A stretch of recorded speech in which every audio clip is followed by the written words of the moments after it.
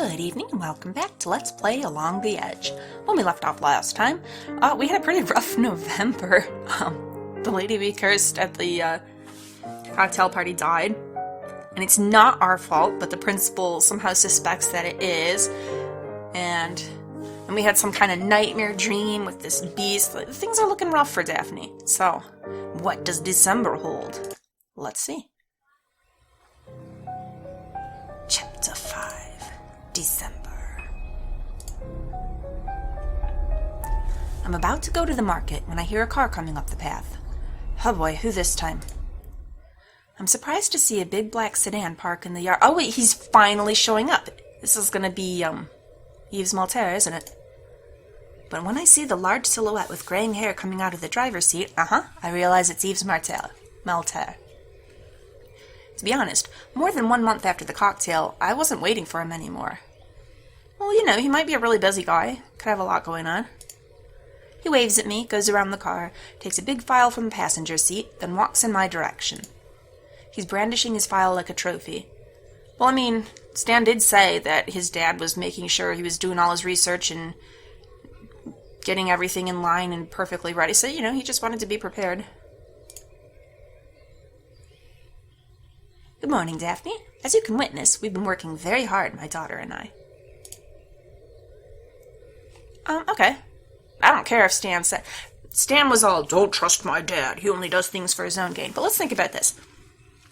What we know of Stan... I mean, and I think he might be genuinely feeling that way. Like, he obviously has a bad relationship with his dad. He talked about how his dad views him as a disgrace or whatever.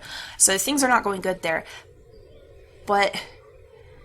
do we really trust his perception of event? Like, okay, yeah, he genuinely believes that maybe his dad's going to do something that's only in it for himself and it will work out badly for me. But, I mean, it might be a situation where actually Yves is the one who really makes a lot of sense and is reasonable. And we've seen from Stan that he tries to kiss people who don't want it. He just cuts in front of everyone in the line, and he doesn't... I mean, like, even if he is resentful of his dad, he's certainly not resentful of being a Malterre in the sway that gives him over the villagers. So, I don't know that I really care for that guy's interpretation of events. I'm gonna work with his dad anyhow. In part just because I don't know, because I'm foolishly a little bit contrary and spiteful, and because he told me not to, I'm gonna do it. I'm gonna do it carefully, as much as we can. We want to try to protect ourselves, but really he hasn't given us a good reason to think that this won't work out well for us. It really seems like a very fair deal. So, I'm listening. Thank you for giving me a little of your time. You'll see it's a very interesting prospect. The general idea would be to open the tower to the tourists during the summer season. I'm totally into that. How are you going to get into the tower, though? We could do a guided tour, and there's the library. You mean there's a library inside the tower? We have got to get into this. And look, okay, so clearly there must be that there's one thing... Well, Stan said the tower is a source of power itself. So guiding tours gives him access to just be inside the tower. But he says it'd be open to the public. So it's not like he's just trying to monopolize it for himself. Anyone can wander in. And a library inside a tower is so awesome. And it was boarded up so long ago. Like, what kind of books are in there? There could be all kinds of... fantastic treasures. Oh, didn't you know?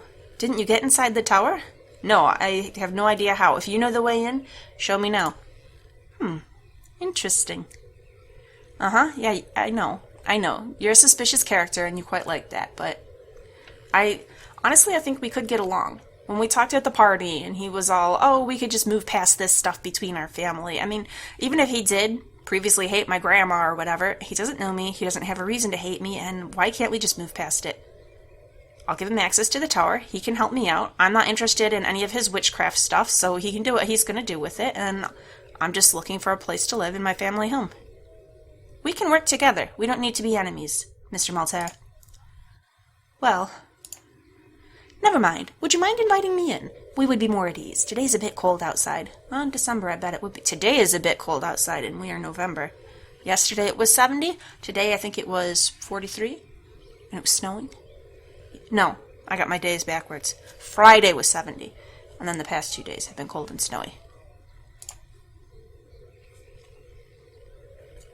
In the corner of my eye, I noticed Mr. Bortine walking up the path, a rifle in his hand. Well, that's not necessarily ominous. You know, he hunts. He looks like he's holding something in this hand, too. Although that doesn't look like a carcass. It looks like maybe a trap. Hello, Miss Daphne. Mr. Malterre? Hello there, Mr. Bortine. He stands by my side, gun in hand, as if he was ready to use it. Well, yeah, they don't like the Malterres, they did say. Well, more specific, well, they were against the Malterres. They were against Stan in particular. Mrs. Bortine warned me away, but... Are you all right? Mr. Malterre isn't bothering you, I hope. Okay, he gets huge points right now. He doesn't know what's going on. He's probably not going to be happy if he knows that I want to open up the house. But he gets big credit for just seeing Malterre here and probably assuming that he's trying to bully me or something. And he is not. The rest of the villagers are in terror of the Malterres. He's not. He's going to go up right here next to me, stand by me with his gun, try and look imposing. Like, thank you. Thank you for that, Mr. Bortine. I do appreciate that. Listen, Gerard, I was just chatting with Miss Delatour. If you don't mind giving us some privacy, please. No, honestly, he and his wife deserve to know as much as I do. I mean, they've lived here considerably longer than I have, and they help me out a ton. I would like them to ideally be on board with the project. Oh, I have to be either or? Okay, well, at least we can be gentle about it, to Mr. Bortine. It is okay. It's okay, Mr. Bort. We hear a car going up the path, and we all direct our attention to the entrance of the yard. Who now? A small rental car gets inside and parks next to the castle's front door. Who is this?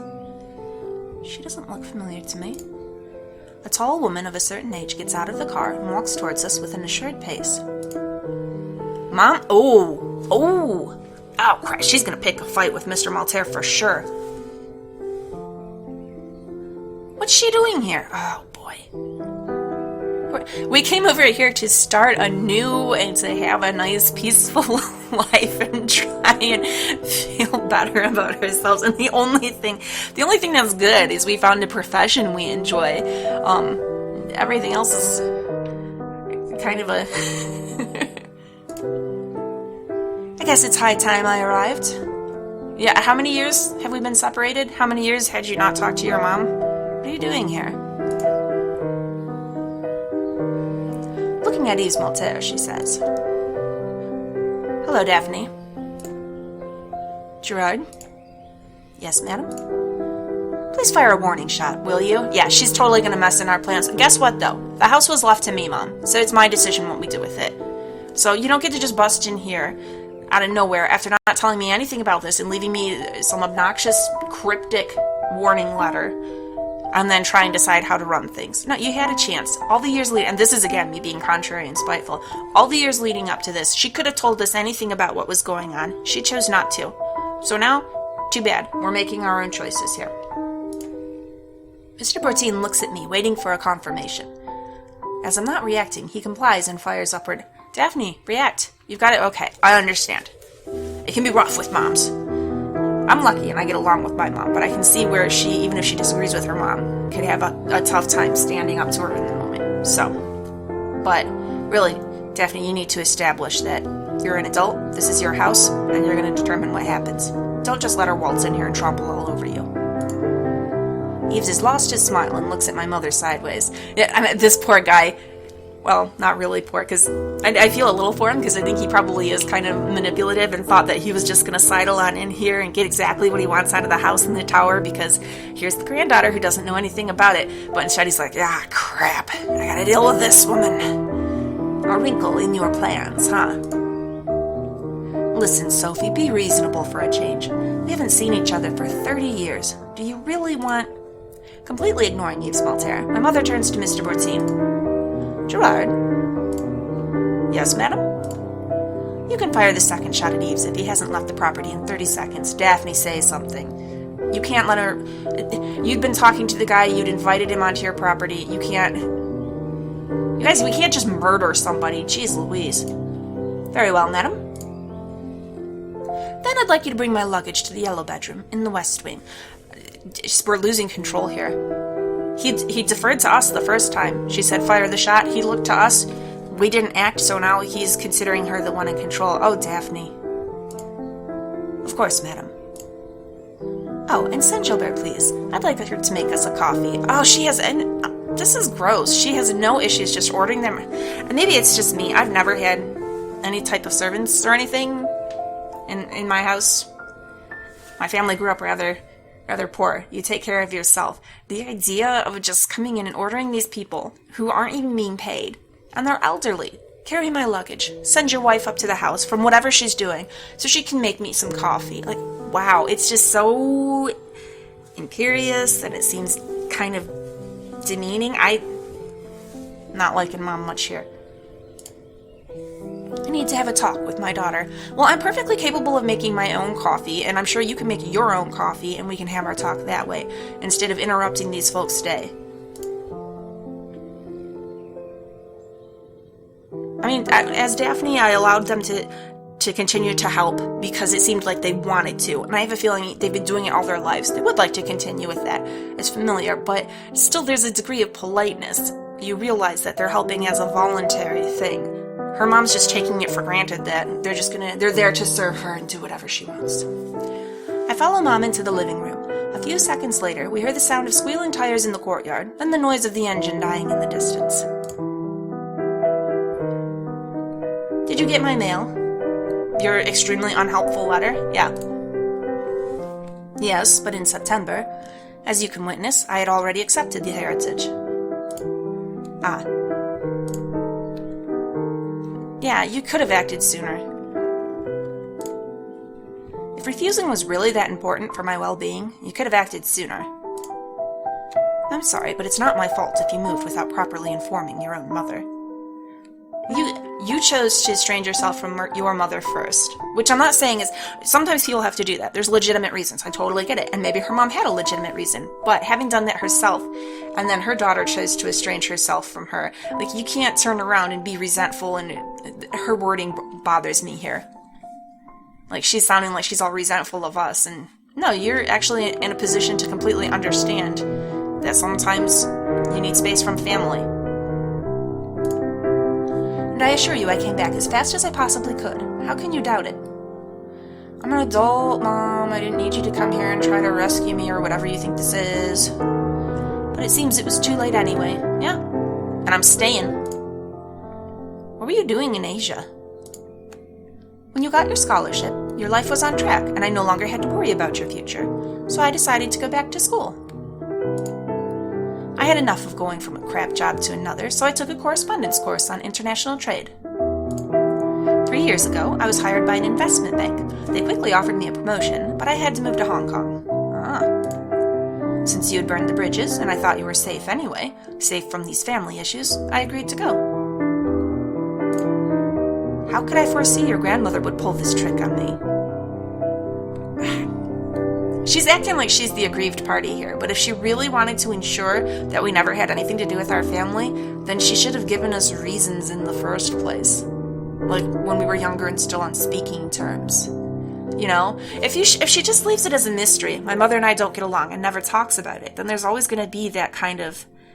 I don't know, maybe it's just me. I'm a curious kitten. I would always be wondering... Like, what happened there? Who are these people that exist that I don't know? You'd be curious about the family. And then if suddenly you get this inheritance from them, yeah, I would totally go check it out.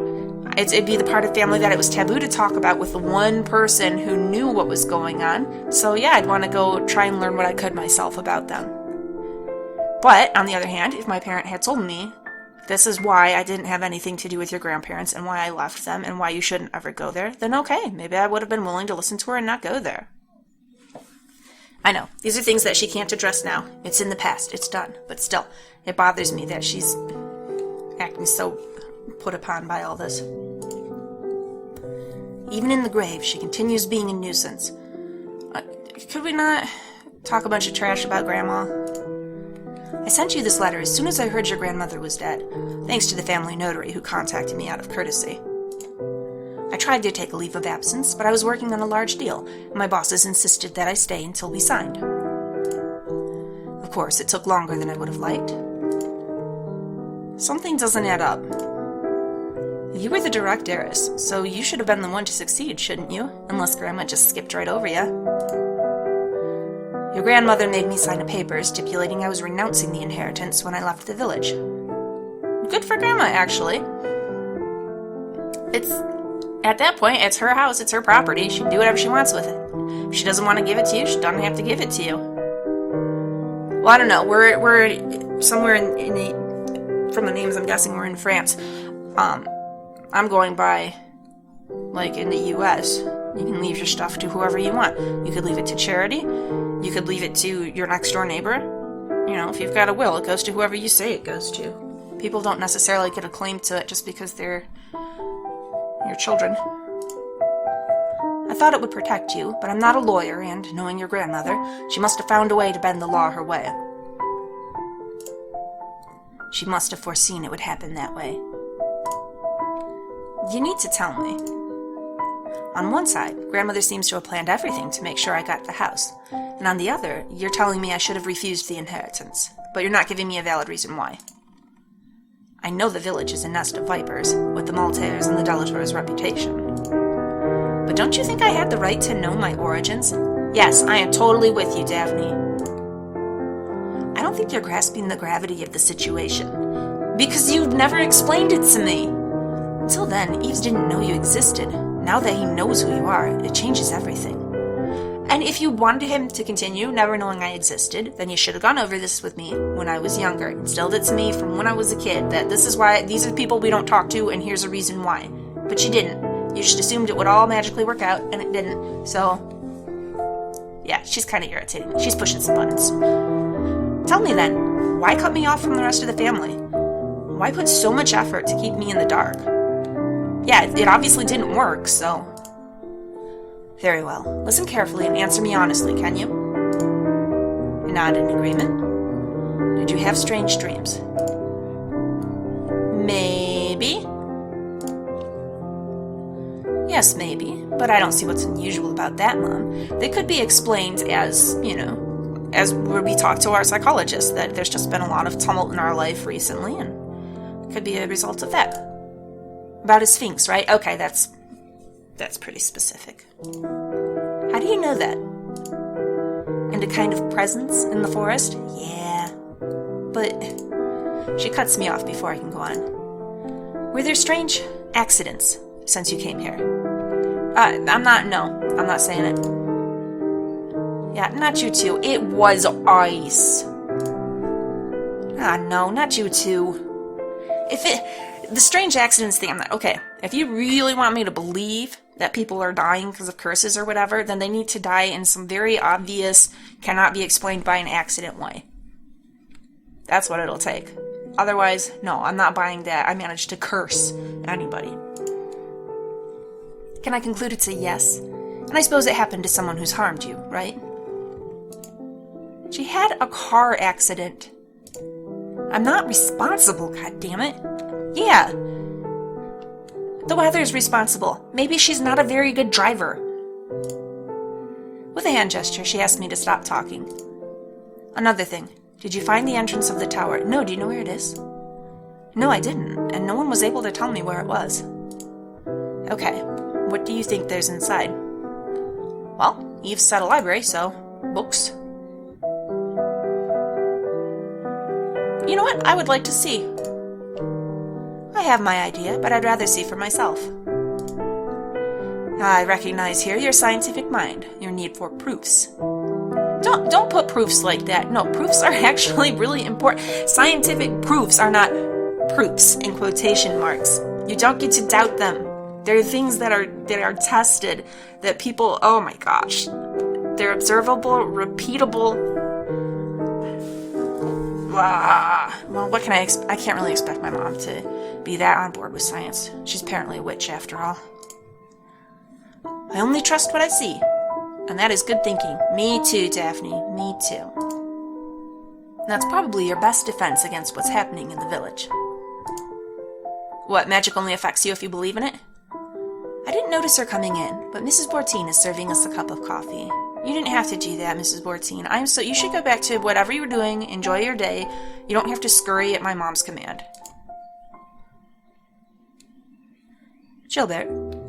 I'm probably saying that wrong, but... Yes, madam. And I'm pretty sure the lady that died I was saying really wrong, too. I don't think you do a K on the end with a Q-U-E. That's just because I took a bunch of Spanish in high school, so it's in my mind that you say a K, but this is French, I'm pretty sure you don't. So apologies to anyone who does know French and is like, she's torturing these pronunciations. I know I am. I know. Tell Gerard to come to the basement. Oh my god, she is just ordering them around like nobody's business. Very well, madam. Will it be all? No, ask him to bring a pickaxe, please. Oh boy. I follow Mom to the basement. We go through the wine cellar, then we take a corridor. We go through a little room, then another, where some old furniture was stored. There's an old tapestry depicting a hunt which covers almost entirely the wall in front of us. That is so cool.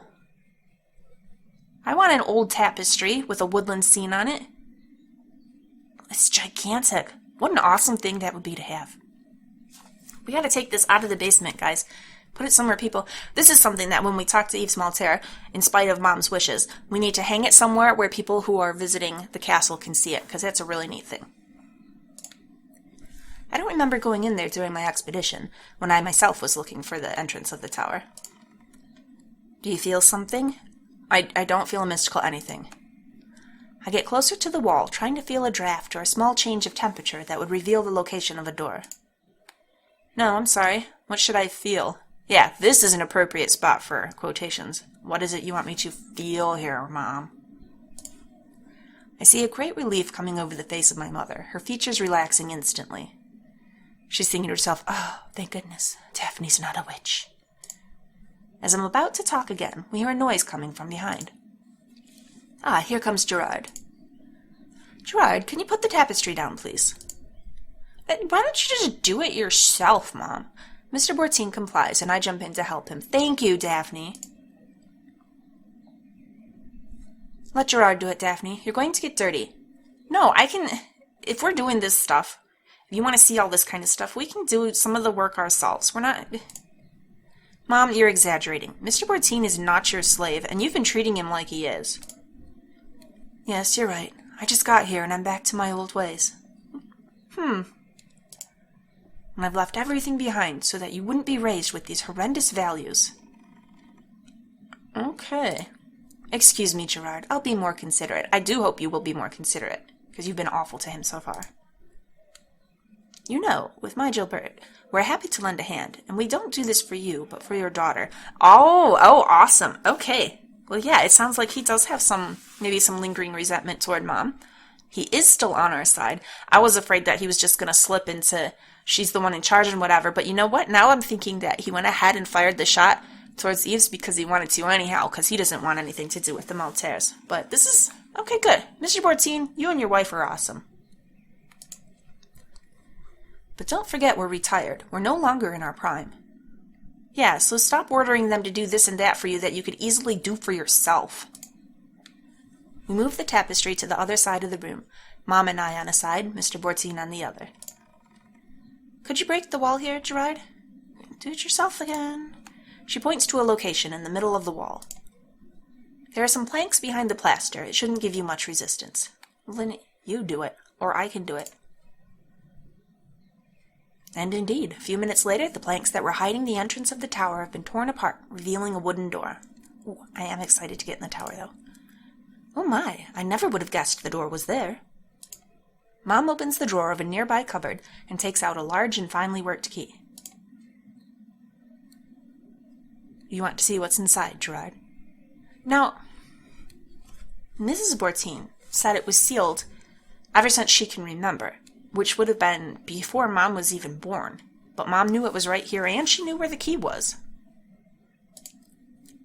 Oh no, madam, I'll come back later. You must have a lot to discuss with your daughter. I'll go back home, if you don't need a guy anymore. Of course, thank you, Gerard. Mr. Bortine salutes us with a nod. Oh, and Gerard? Yes? Thank you for taking care of Daphne during my absence. All right, she's showing at least a little gratitude. We get inside the tower, and after going up a flight of stairs, I discover a large room dimmed in darkness. Mom takes a candelabra from a table and lights up the candles with the matches that have been left next to it. Then she proceeds to light the other candles spread all around the room, and, little by little, a soft light illuminates the large circular space. The floor is made of a huge granite stone on which were carved an interlacing of geometric shapes. The Celtic origins are obvious in the patterns used and the way the ornaments were done, but they are very well preserved, in contrast with most ruins from the antiquity that have been exposed to centuries of bad weather. Well, this tower has been shut away from everything, and it looked pretty sturdy from the outside. The walls are covered with shelves loaded with documents, either books with leather covers or scrolls rolled upon themselves. Ooh, that's what I'd want to check out. We stay quiet for a while, then Mom breaks the silence. "This is your legacy, Daphne." "What's inside all these books?" "It's the memory of the village. The most ancient were written by our ancestors 1,000 years ago." Okay, that's a pretty awesome thing, but that's the kind of thing that really should be, like, in a museum. Somewhere where they can very properly care for it to ensure that the scrolls don't crumble apart, and someone needs to transcribe them so that the information's available to people. Like, what a treasure trove of history. The tower was built on the site of the old place of worship, because there seems to be some kind of magnetic anomaly that helps preserve them. It's a bit far-fetched, but yes, I guess a local perturbation in the magnetic field of the planet might explain this. I guess that if I brought a compass in here, the needle would spin erratically, wouldn't it? Mom looks at me dubiously. She's like, I don't use compasses. What? I can be a scientist and still have an open mind. You're on the site of a place of pilgrimage of the antiquity, a place where they performed the miracles. When the country was colonized and the inhabitants had to convert to the new religion, the region closed upon itself. Our ancestors built the tower and began compiling all the oral knowledge of the old times. Okay. So what, our goal was to preserve this information from being lost in Christianity taking over everything? The Delators, the Order of the Priestesses, have welcomed the representatives of the other cults coming from everywhere, trying to escape persecution and wanting their knowledge to survive at any price. Okay, so even if I don't buy into the whole magical thing, this is just a really fascinating and important historical thing. The legacies of not just our town, but all these other peoples as well. That's something well worth preserving. To sum it up, you're inside one of the largest libraries of occult knowledge in the world. We silently go back to the living room. The ambiance is ominous, and it feels like what just happened will have a huge impact on my future. Mom takes an armchair, I sit on the sofa.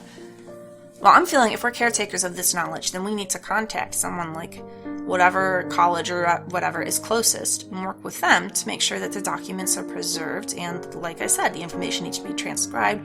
It should be available to everybody. That's what history is about. We need to share our stories. So do you understand why Yves Malterre can't, at any cost, get inside the tower? Not necessarily. If he's a history buff and he wants to preserve the knowledge, then why not? Because it would give them even more power in the village? Exactly. To my great relief, you don't seem to exhibit any predisposition for the miracles, but do you understand why our ancestors protected the library? Okay, I feel like in previous times, yes, because the information would have been burned as being sacrilegious, but nowadays, it seems like something maybe we could open up to people. At the very least, it would give us more information about cultures that used to live and have presumably been subsumed over time. And history is important.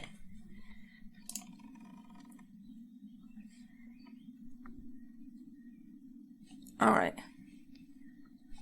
I won't let them walk all over me, but neither will I let you walk all over me.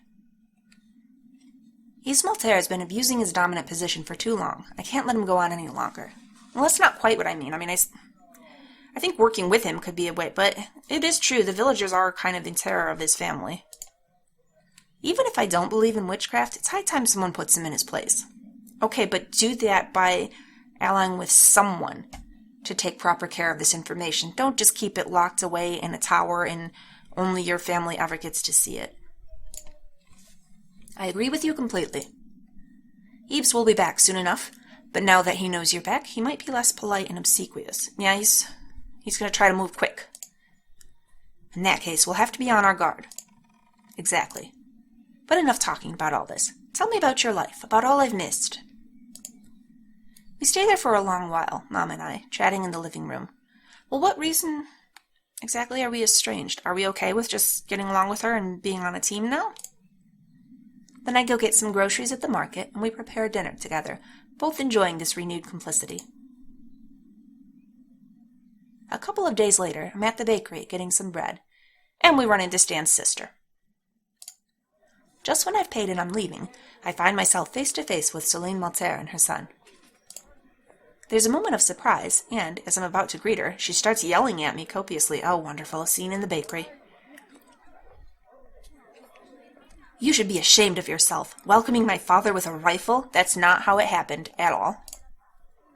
But, seriously, you really have no education. Okay, I actually have a lot of education, but I'm assuming what you really mean is that I have no class, and whatever. You're lucky I have my son with me. She's yelling at me and she doesn't know the whole of the situation, and I understand. I'd be pretty upset if my dad came back from dealing with someone and said, they took a rifle at me and shot, because I bet that's what he did. He probably totally misrepresented what happened. But I'm not just going to apologize and kowtow to her. She's yelling at me and she doesn't know the whole story. Or what? That's your father who's trying to manipulate me since I arrived to the village. I never asked him for anything about the tower, and he has the nerve to come to my house early in the morning to try to take me hostage to present to me his project. That's not really what happened either, but... Tell him to leave me alone in the future if he doesn't want to be received with the gunshot. I feel bad about this whole thing. I just wanted to point out to her that she didn't understand the whole of the situation. I should have apologized. Because this makes really Daphne look very flighty. Because in the first place, we're like, oh yeah, maybe we could work out some kind of deal with the tower. And then as he shows up to talk to me, Mom comes in and suddenly stampedes over the problem.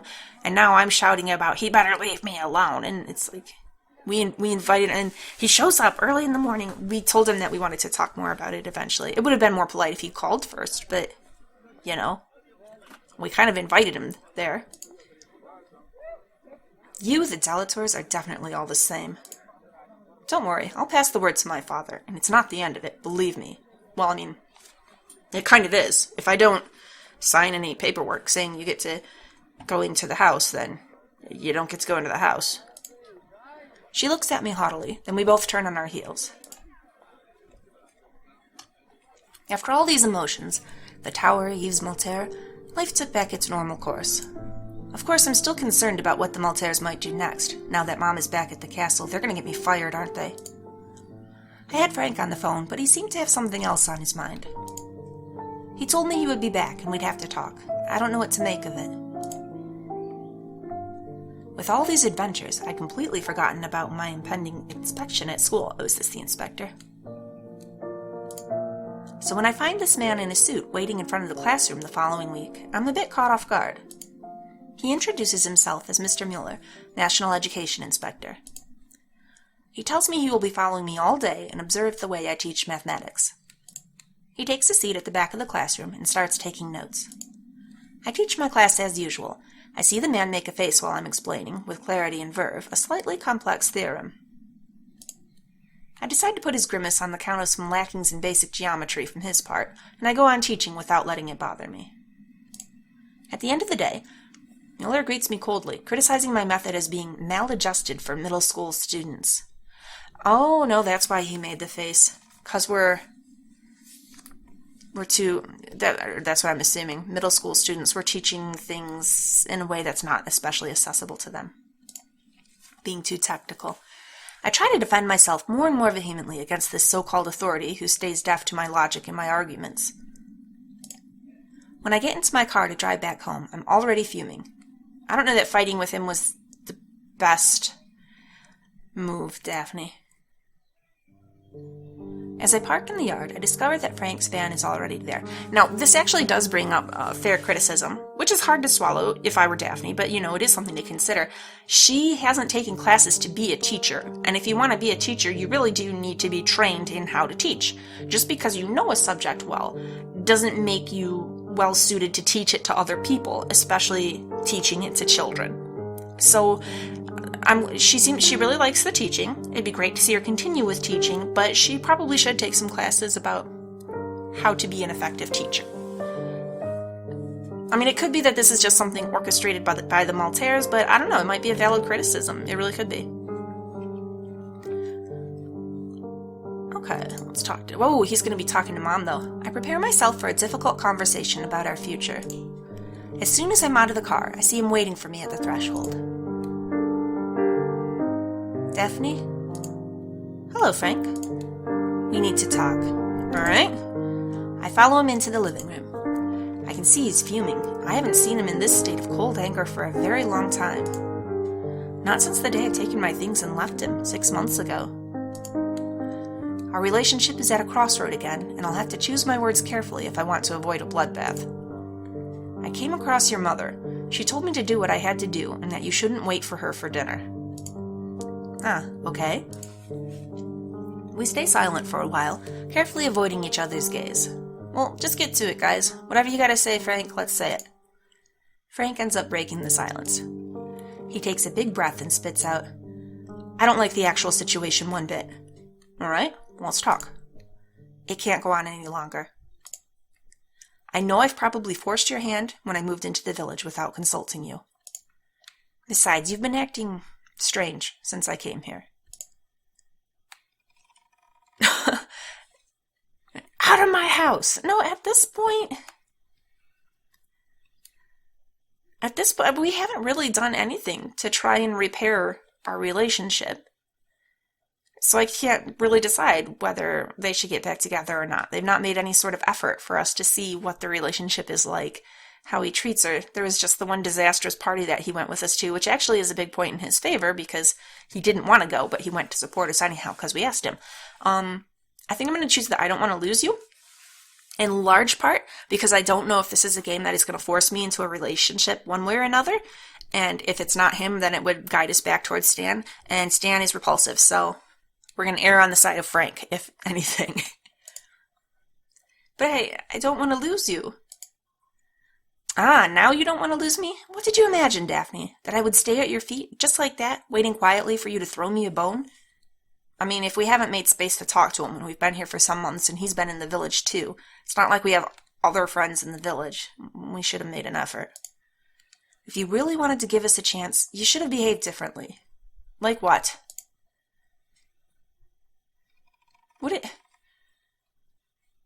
I don't know, he's kind of got my back up with that statement, though. Like, what did you want me to do differently? What do you mean you should have behaved different? It sounds like he had expectations out of me that he didn't ever give any kind of voice to. Like he was just waiting for me. It's that thing that people do, that they get mad when someone hasn't somehow read their mind to know exactly what it was they want him to do, and that kind of irritates me. I didn't behave badly, but I don't think I have anything to apologize for. I haven't done anything wrong. Really? Is that really what you think? Yes, why don't you tell me what I did wrong?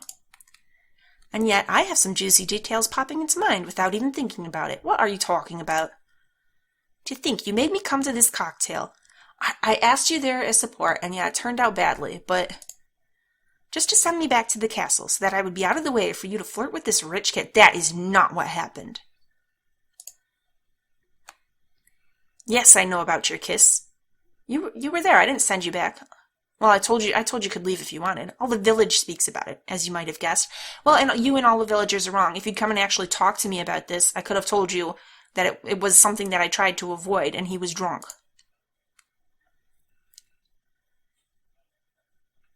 You were there and you could have stopped him, but more importantly, it's him who kissed me. I'm sorry, but from what I witnessed, you kissed him back too. No, I didn't. You're wrong. Never mind, it's only a drop in the ocean anyway. What's that mean? Besides, there's this curse thing with I think it's probably more like Mrs. Levesque. This poor woman. You do not tell me you believe I cursed her and made her die, Frank. Don't tell me you believe in this nonsense. It doesn't matter if I believe in it or not, but the Daphne I used to know would never have frightened anyone with this threat of a curse. She threw wine at me.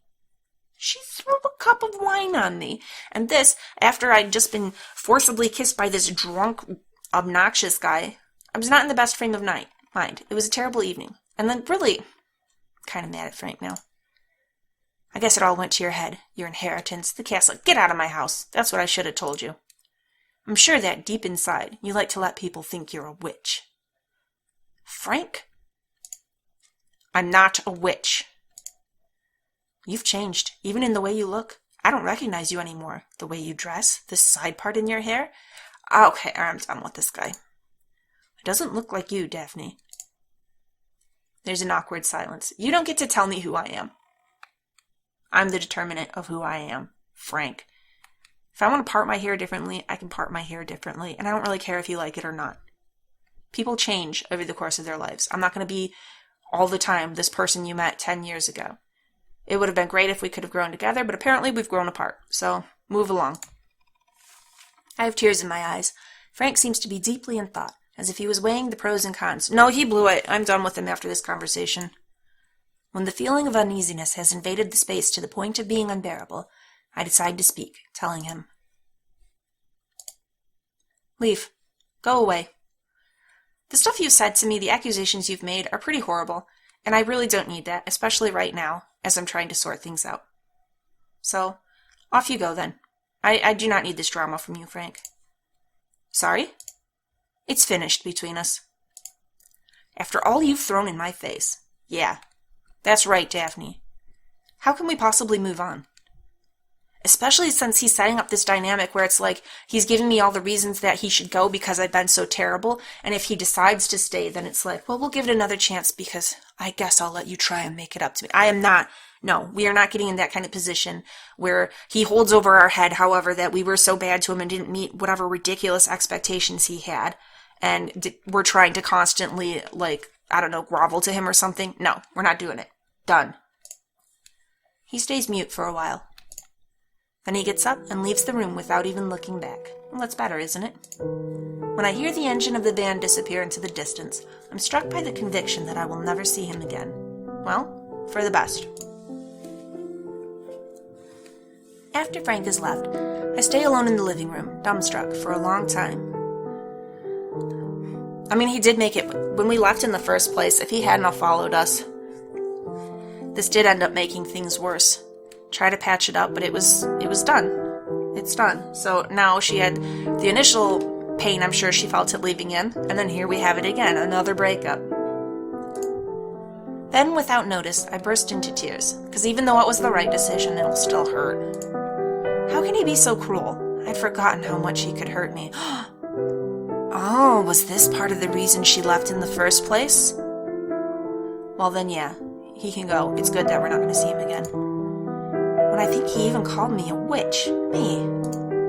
I have a PhD in mathematics, goddammit. I am not a witch. When the tears finally dry up, I pour myself a glass of white wine from the fridge and decide that I deserve a cigarette to calm my nerves.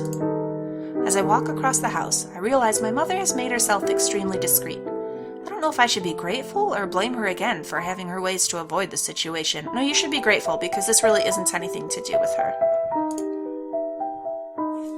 I go to my bedroom to take my pack of cigarettes, light one up, and let myself fall at the foot of the bed. I realize I'm in front of the mirror. The image reflected is that of a young woman, a bit blemished, with her makeup smeared on her face. Yeah, the mascara running as she's crying. Besides, I realize my hair is all messed up. Suddenly, I decide that I've seen enough of this halo of long hair that falls in my eyes. Or are you going to match the Daphne that you've seen in the reflection? Oh, without hesitation, I take a pair of scissors, conveniently stored at arm's length in the sewing box, and next we're going to bleach it. I gather the strands to the back of my head and give several raging snips until I'm left with a long auburn ponytail in my hand. Now, I will occasionally cut my own hair because I'm lazy and cheap and I don't want to go to a place to get it cut because then I have to pay for it and then it just keeps growing anyhow.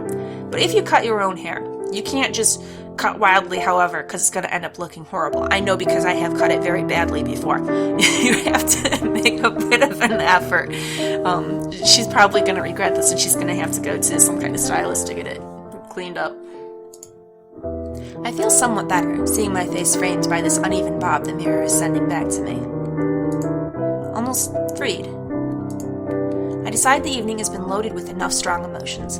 I undress and get under the covers in my underwear, leaving a mess of clothes and snipped hair where it fell at the foot of the bed.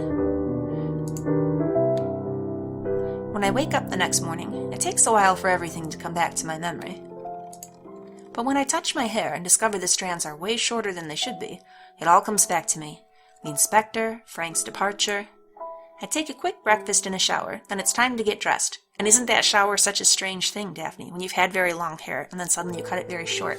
Like as you're shampooing it and your hands kind of zip through it faster than you expect? It is kind of a nice feeling when you've had very long hair and you cut it short and it's so much lighter. Myself, I'm growing my hair out though, because again, I'm lazy and it just grows anyhow. It's easier. I have more than enough hair and everyone called me a witch, so I decided to give up, for now, any item that may cast any doubt about my views on this matter. Instead of putting on my usual clothes, I choose a shiny black pair of leggings and a nice top that I couple with a long golden necklace. Inspecting my reflection in the mirror, I'm quite satisfied with my choices, but I can't deny the evidence. My skills as a hairdresser are not very sharp. Yeah, we're gonna have to find someone to help us out. A phone call later, just to make sure they can fit me in, I'm sitting in front of a mirror at the hair salon of the village. And you might as well bleach it while we're here. The cosmetologist hairdresser has given me a magazine with a whole bunch of hairstyles to choose from, not without telling me that I had made a big mess when I told her about what I've done. Well, I'm leafing through it frantically, trying to find the cut that would best answer my need for change, when she finally decides to put me out of my misery. Found anything you like? I'm not sure. What would you recommend? Yeah, that's pretty much me when I go to the hairstylist. I want something different, but I don't really know what. I assume you're in for a brand new look, aren't you? She opens the magazine, a page showing a picture of a young woman who's wearing some sort of very blonde and very edgy short bob, the complete opposite of my old style. Yep, let's do it. We already know from the reflection that we're happy with the way it looks. You're lucky. You have the perfect bone structure for this kind of geometric hairstyle. What do you think of this one? Moved by a sudden impulsion, I hear myself answering, "That looks just perfect." Should I make you a platinum blonde too? This time I hesitate a second before asking myself what I'm risking. Just do it. Sure, make me blonde while you're at it. We chit-chat while she snips around at my hair. I'm surprised not to be more panicked seeing the mass of hair that's piling up on the floor of the salon. Then she bleaches and dyes what's left, and, with the help of a large amount of gel, spray, and a sophisticated hair blowing technique, I watch the new Daphne emerge. I take a minute to contemplate my reflection before leaving the chair. Now, the only problem with this, Daphne, is that keeping up on hair dye is a lot of work too. It's going to grow. You've got the shortcut, so it's going to grow, and your roots are going to be way darker, and you're going to have to make sure you touch them up. I'm pleased to see that the distinctive attributes usually given to witches have been completely erased. On the contrary, the mirror sends back the image of a confident woman, spirited and sure of herself. This new haircut will probably be harder to maintain than my old longer hair, oh yeah, but I guess it's a price I'm ready to pay. With a smile on my lips, I pay and jump into my car to go perform my duties. The holiday season came very fast. I spend them at home, with Mom and the Bortines. No news from Yves Malterre, not since he came to show me his offer and his plans were stopped by Mom. I've decided not to worry about it yet. I need time to get over everything I learned. I feel somehow powerless against this threat, but I know my best weapon against the local obscurantism is still my Cartesian and scientific mind. I took advantage of the school break to prepare my classes in advance, so I went head-on into the program of the next trimester. For some reason, I got kind of stuck on that. It helps me put my mind off things. Preparing basic geometry exercises helps me clear my head. I still have these strange dreams, but they're different now. I'm still in the forest, but the episodes of the pool and the Sphinx don't occur anymore. So we've avoided something. I must admit, I've given up trying to make sense out of any of it. I wonder if we'd chosen more witchy choices, if we would have gone deeper into the dreams. Every time, the dream ends up with my meeting with the strange beast. We look at each other for a while. I have this feeling it's trying to tell me something, but can't put it into words. As if it wanted something from me. Then it hurls itself at me, and I wake up in sweat. Well, we could do without the dream, but other than that, I don't know. Frank problem is resolved. I'm not necessarily happy with it, how it resolved, but I'm glad that it's done. And yeah, if he's going to be crappy and mean to us, fine. Bye-bye, Frank. I am still concerned about how school's going to go, but I'm feeling good for Daphne that her haircut seems to be helping her frame of mind. She's feeling confident. She's feeling like she can handle things, so yeah. Alright, gonna go ahead and wind the episode down here. Please like and subscribe if you've enjoyed this. Come back in next time. Looks like we'll be heading into January.